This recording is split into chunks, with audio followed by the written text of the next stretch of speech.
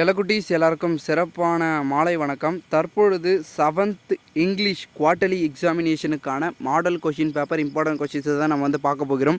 வீடியோக்குள்ளே போகிறதுக்கு முன்னாடி நீங்கள் நம்மளுடைய சேனலுக்கு புதிய பார்வையாளர்களாக இருந்தீங்கன்னு நினச்சிங்கன்னா மறக்காமல் நம்மளுடைய சேனலை சப்ஸ்கிரைப் பண்ணிட்டு கூட இருக்க பெல்லைக்கான ஆளில் செட் பண்ணி வச்சுக்கோப்பா. இப்போ வாங்க வீடியோக்குள்ளே போயிடலாம். தற்பொழுதை பொறுத்த வரைக்கும் 23ஆம் தேதி திங்கட்கிழமை இங்கிலீஷ் வந்து நம்மளுடைய 7ஆம் வகுப்பு மாணவர்களுக்கு நடைபெறுகிறது.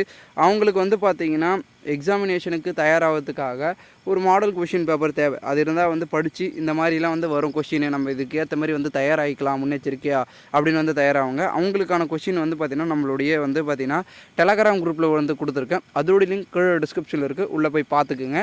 ஸோ எப்படி மார்க் எடுக்கலாம் அப்படின்றத வந்து நான் சொல்கிறேன். நீங்கள் வந்து பார்த்திங்கன்னா நல்லா வந்து பார்த்திங்கன்னா எக்ஸாமினேஷனை வந்து பார்த்திங்கன்னா படிச்சுட்டு போங்க. படிச்சுட்டு போனீங்கன்னாவே நீங்கள் வந்து மார்க்கை வந்து ஈஸியாக எடுக்கலாம். ஓகேங்களா? 7th பொறுத்த வரைக்கும் நீங்கள் வந்து பார்த்திங்கன்னா பெரும் விதத்தில் வந்து பார்த்திங்கன்னா மதிப்பெண்கள் கூடுதலாக எடுக்கணும். இங்கிலீஷில் வந்து பார்த்திங்கன்னா ஹேண்ட் ரைட்டிங் ரொம்ப முக்கியம்ப்பா.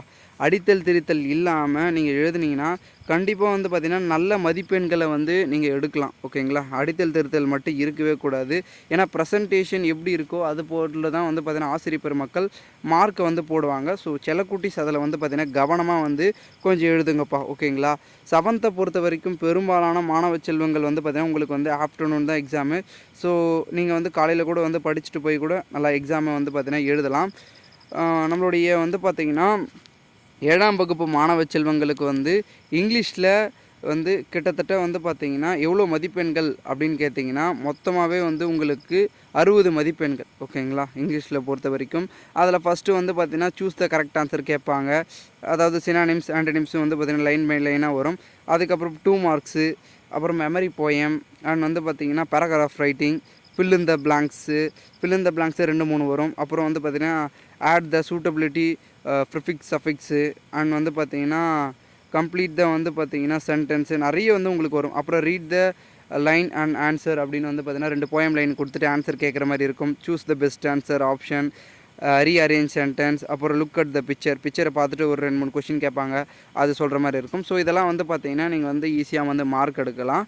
ஸோ கண்டிப்பாக வந்து பார்த்திங்கன்னா நல்லா படிச்சுட்டு போய் எழுதுங்க, மார்க் நல்லாவே எடுக்கலாம்.